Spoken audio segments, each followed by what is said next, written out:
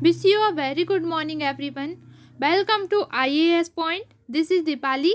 हम चैप्टर 9 में पर्यावरण के सारे टॉपिक्स पढ़ चुके थे.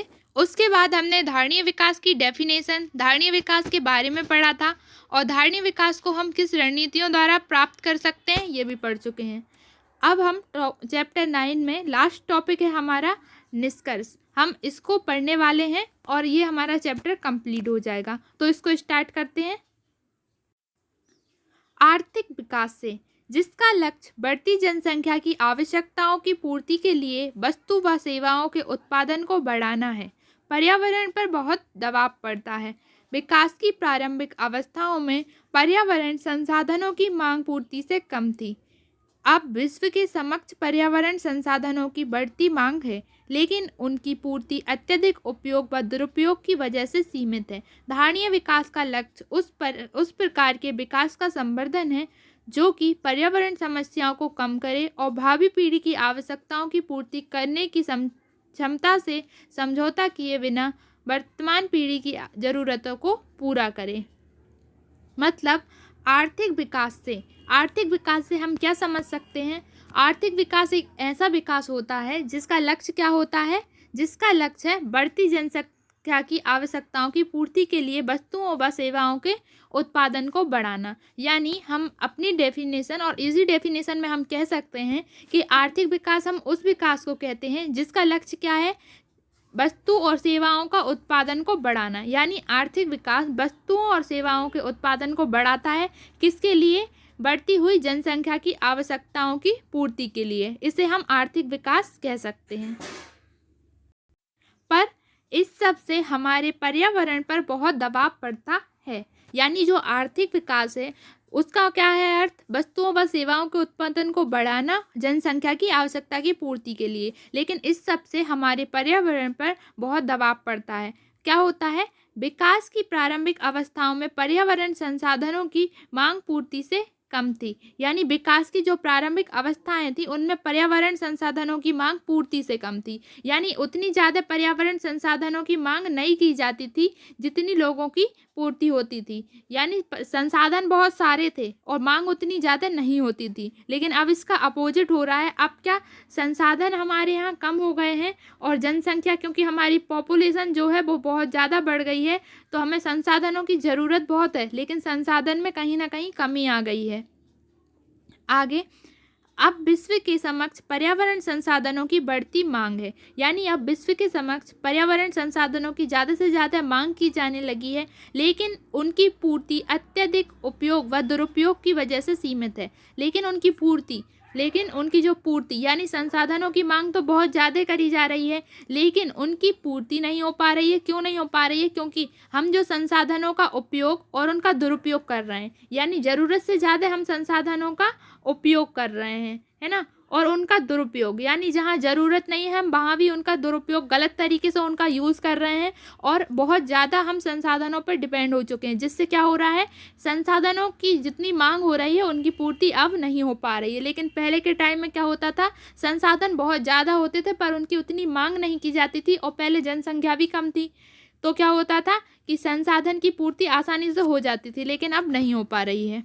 आगे, धारणीय विकास का लक्ष्य उस प्रकार के विकास संवर्धन का है. यानी जो अब हमारा धारणीय विकास है उसका लक्ष्य क्या है? धारणीय विकास का लक्ष्य उस प्रकार के विकास का संवर्धन है जो क्या करे? जो कि पर्यावरण समस्याओं को कम करे. अब हमें इस सब से बचने के लिए हमें क्या चाहिए? धारणीय विकास. यानी जिससे संसाधनों की पूर्ति ठीक तरह से हो जाए, सब अपनी जीवन यापन ठीक तरह से कर सकें. इसके लिए हमें किस विकास की ज़रूरत है? इसके लिए हमें ज़रूरत है धारणीय विकास की. अब धारणीय विकास की आवश्यकता हमें क्यों पड़ गई? तो धारणीय विकास क्या है? धारणीय विकास का लक्ष्य क्या है? उस प्रकार के विकास का संवर्धन है जो कि पर्यावरण समस्याओं को कम करे और भावी पीढ़ी की आवश्यकताओं की पूर्ति करने की क्षमता से समझौता किए बिना वर्तमान पीढ़ी की ज़रूरतों को पूरा करे. अब धारणीय विकास की हमें आवश्यकता है. क्यों है? क्योंकि धारणीय विकास क्या करेगा? पर्यावरणीय समस्याओं को कम करेगा. ठीक है, पहली चीज़. और वो क्या करेगा? भावी पीढ़ी यानी हमारे आने वाली जो पीढ़ियां हैं उनकी आवश्यकताओं की पूर्ति करेगा. किस टाइप से आवश्यकताओं की पूर्ति करेगा? बिना हमारी, यानी कि अभी वर्तमान में जो आवश्यकताएं हैं उनको भी पूरा करेगा और आने वाले में समय में भी आवश्यकताओं की पूर्ति करेगा। यानी धारणीय विकास वही विकास है जो आज यानी वर्तमान में लोगों की आवश्यकताओं की पूर्ति करेगा बिना किसी प्रॉब्लम के, और आने वाले समय में लोगों की आवश्यकताओं की पूर्ति भी करेगा। ऐसे विकास को हम धारणीय विकास कह सकते हैं। वर्तमान पीढ़ी की ज़रूरतों को भी पूरा करेगा। तो इस चैप्टर से हम क्या समझते हैं? निष्कर्ष भी हमने पढ़ लिया कि हमारा जो आर्थिक विकास है, आर्थिक विकास को आगे बढ़ाना है तो उससे हमें आर्थिक विकास को आगे बढ़ाना चाहिए। ऐसा नहीं है कि आर्थिक विकास को आगे नहीं बढ़ाना चाहिए, हमें अपने आर्थिक विकास को बिल्कुल आगे बढ़ाना चाहिए, लेकिन हमें पर्यावरण पर भी ध्यान देना चाहिए। हमें देखना चाहिए कि कहीं हमारे आर्थिक विकास को आगे बढ़ाने की जिद में हम अपने पर्यावरण को नुकसान तो नहीं पहुंचा रहे ना। तो हमें आर्थिक विकास को आगे बढ़ाना चाहिए, लेकिन उसके साथ हमें किसे धारणीय विकास को भी आगे बढ़ाना चाहिए, जिससे हमारे पर्यावरण की भी रक्षा होगी और हमारा आर्थिक और हमारा धारणीय विकास दोनों प्रगति पर जाएंगे। ठीक है, आ गया टॉपिक समझ में? तो ये वाला टॉपिक होता है क्लियर। अब हम आगे पुनरावर्तन करते हैं, यानी इस चैप्टर में हमने कुछ जो चीज़ें पढ़ी हैं उन्हें एक बार उनको रिपीट और उनकी रिवीजन कर लेते हैं। तो फर्स्ट हमारा क्या है? पर्यावरण के 4 कार्य हैं। इसमें हमें पर्यावरण के कार्य बताए हैं जो हमने चैप्टर में भी पढ़े थे। पर्यावरण के 4 कार्य हैं। संसाधन की पूर्ति, ये संसाधन की पूर्ति करता है। अपशिष्ट विसर्जन, अपशिष्टों का विसर्जन करता है। जैविक और जैविक विविधता प्रदान करते हुए जीवन का पोषण तथा सौंदर्य सेवाएं प्रदान करता है। तो ये हमारे पर्यावरण के प्रमुख 4 कार्य हैं। संसाधन की पूर्ति, दूसरा अपशिष्ट विसर्जन, तीसरा जैविक और जैविक विविधता प्रदान करते हुए जीवन का पोषण, और चौथा सौंदर्य सेवाएं प्रदान करता है। ठीक है, नेक्स्ट क्या है हमारा? नेक्स्ट हमारा है सेकंड, जनसंख्या विस्फोट, प्रचुर मात्रा में उपभोग और उत्पादन ने पर्यावरण पर भारी दबाव डाला है। यानी हमारे जो जनसंख्या विस्फोट है, प्रचुर मात्रा में जो उपभोग है, बहुत ज़्यादा वस्तुओं का उपभोग करना, संसाधनों का उपभोग ज़्यादा से ज़्यादा करना और उत्पादन, इस सब ने हमारे पर्यावरण पर भारी दबाव डाला है। नेक्स्ट थर्ड क्या है हमारा? भारत में विकास कार्यों ने प्राकृतिक संसाधनों की निश्चित परिभाषा पर दबाव डाला है। इससे मानव स्वास्थ्य और सुख समृद्धि पर भी प्रतिकूल प्रभाव पड़ता है। यानी भारत में हमारे जो विकास के जितने भी कार्य हैं उन्होंने हमारे प्राकृतिक संसाधन पर निश्चित दबाव डाला है। इससे क्या हुआ है? मानव स्वास्थ्य यानी व्यक्ति के स्वास्थ्य और सुख समृद्धि जैसी जितनी भी क्रियाएं हैं इन सब पर प्रतिकूल प्रभाव पड़ा है, इसका उल्टा प्रभाव पड़ा है ना। नेक्स्ट, भारत के पर्यावरण पर 2 प्रकार के संकट मंडरा रहे हैं। पहला संकट तो निर्धनता जनित पर्यावरण का क्षय है। यानी निर्धनता जनित पर्यावरण का क्षय से क्या मतलब है? गरीबी या निर्धनता जीवन जीने के साधनों या इस हेतु धन के अभाव की स्थिति, यानी कि गरीबी या निर्धनता जैसे जीवन को जीने के लिए संसाधनों और धन की स्थिति है ना, धन के अभाव की स्थिति, इसको हम क्या कह सकते हैं? निर्धनता जनित। तो पर्यावरण के प्रकार से 2 संकट मंडरा रहे हैं। पहला क्या? निर्धनता जनित पर्यावरण का क्षय, यानी गरीबी के कारण जो पर्यावरण का क्षय हो रहा है, पहला तो वो है। और दूसरा क्या है? संपन्नता तथा तेजी से बढ़ते औद्योगिक क्षेत्र से हो रहे प्रदूषण का, यानी संपन्नता यानी सब कुछ होते हुए भी जो तेजी से औद्योगिक क्षेत्र आगे की तरफ बढ़ रहा है ना, उससे जो प्रदूषण हो रहा है वो हमारे पर्यावरण के लिए एक बहुत बड़ा खतरा है। इसके बाद नेक्स्ट हमारा क्या है? यद्यपि सरकार अपने अनेक प्रकार के प्रयासों से पर्यावरण की रक्षा करने का यत्न कर रही है। यद्यपि अगर हम देखें तो सरकार अनेक प्रयासों से पर्यावरण की रक्षा करने की कोशिश कर रही है, लेकिन फिर भी क्या हो रहा है? फिर भी धारणीय विकास का मार्ग अपनाना आवश्यक है। लेकिन फिर भी हमें धारणीय विकास का मार्ग अपनाना होगा, जिससे हमारा पर्यावरण और अच्छे से विकसित होगा और पर्यावरण प्रदूषण से बचेगा, है ना। हमें इस पर्यावरण की रक्षा करने के लिए धारणीय विकास को अपनाना ही होगा। नेक्स्ट क्या है हमारा?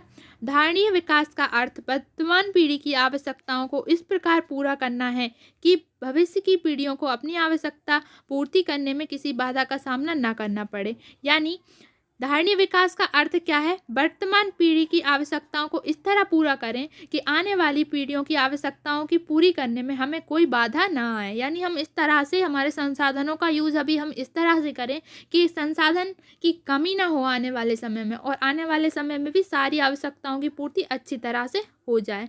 नेक्स्ट क्या है? प्राकृतिक संसाधनों के संवर्धन, संरक्षण और पारिस्थितिक पुनर्जनन क्षमता को बनाए रखने और भावी पीढ़ियों के लिए पर्यावरणीय संकटों के निवारण से ही धारणीय विकास संभव हो पाएगा। अब इसमें क्या बताया? हमारा धारणीय विकास कब संभव हो पाएगा? जब हम संवर्धन, संरक्षण, पारिस्थितिक पुनर्जनन क्षमता को बनाए रखें और भावी पीढ़ियों के लिए पर्यावरण संकटों के निवारण से, यानी आने वाली पीढ़ियों के लिए जो पर्यावरण का संकट है उस सब का निवारण करें, तो ही हमारे धारणीय विकास का जो धारणीय विकास है वो संभव हो पाएगा, है ना। तो हमको क्या करना चाहिए? हमें संवर्धन, संरक्षण, पारिस्थितिक पुनर्जनन और हमारे प्राकृतिक संसाधनों का संवर्धन, सबसे ज़्यादा ज़रूरी है प्राकृतिक संसाधनों का संवर्धन करना, क्योंकि बढ़ती पॉपुलेशन बहुत ज़्यादा बढ़ती जा रही है, तो आने वाले समय में संसाधनों की ज़रूरत उतनी ही ज़्यादा होगी। पर अगर हम अभी ही हमारे सारे प्राकृतिक संसाधनों को नष्ट कर देंगे तो आने वाले टाइम में बहुत प्रॉब्लम हो जाएगी। तो हमें सबसे ज़्यादा, अगर हमें धारणीय विकास को संभव बनाना है तो हमें प्राकृतिक संसाधनों का ध्यान रखना होगा। हम उनका यूज इस तरह से करें, हम उनका अतिरिक्त यूज़ ना करें, उतना ही यूज़ करें हम उनका जितना हमारे लिए ज़रूरी है ना। एक्स्ट्रा यूज़ करके ख़त्म करने से और नष्ट करने से कोई मतलब नहीं है। तो ये था हमारा आज का टॉपिक, जिसमें हमने इस चैप्टर का निष्कर्ष देखा और हमने पुनरावर्तन कर लिया, जिससे हमारी रिवीजन हो गई। तो thank you so much, take care all. कल हम इसी चैप्टर के क्वेश्चन आंसर्स करेंगे, क्वेश्चन आंसर को सॉल्व करेंगे। तो कल हम क्वेश्चन आंसर को सॉल्व करते हैं। Thank you so much, take care.